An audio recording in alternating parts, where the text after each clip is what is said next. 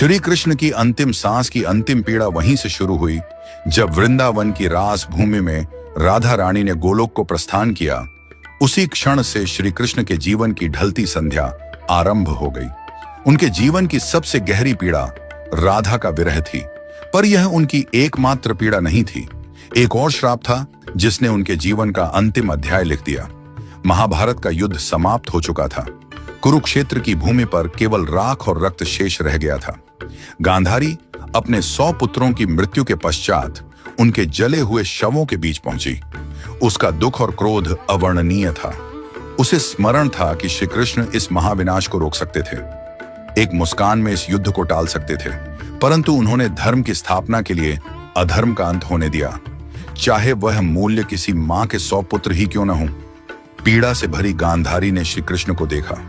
आंखों में आंसू और वाणी में आग लिए बोली, हे वासुदेव, आप सब कुछ जानने वाले थे, फिर भी आपने मेरे 100 पुत्र मरने दिए।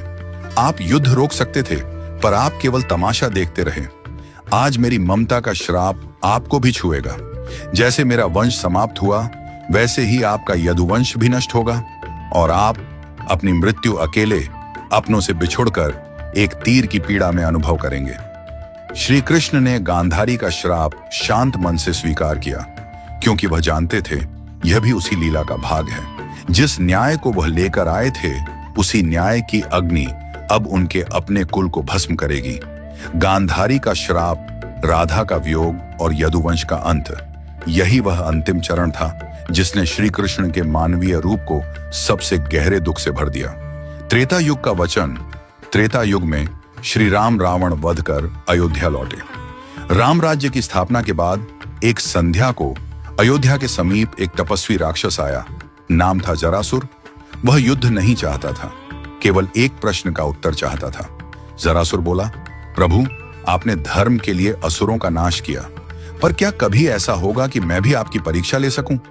क्या कभी मुझे अवसर मिलेगा कि मैं आपके मार्ग में अंतिम बाधा बन सकूं? राम मुस्कुराए। उन्होंने कहा, जब मैं द्वापर में श्री कृष्ण रूप में जन्म लूंगा, तब तू मनुष्य जन्म लेगा और उसी जन्म में तू वह अवसर पाएगा। तेरे ही हाथों मेरी लीला का अंत होगा। यह मेरा वचन है। जरासुर ने प्रणाम किया। उसे पता नहीं था कि यह वचन युगों बाद एक महान रहस्य का कारण बनेगा। यदुवंश का अंत और अंतिम विरह। समय बदला। द्वापर युग में यह वचन पूरा होने का समय आया। यदुवंश आपसी कलह से नष्ट हो गया। द्वारका उजड़ गई। सब कुछ समाप्त हो चुका था। न सुदर्शन उनके हाथों में रहा, न अर्जुन पास थे, न बलराम, न सुदामा और न ही राधा। अब श्री कृष्ण पूर्ण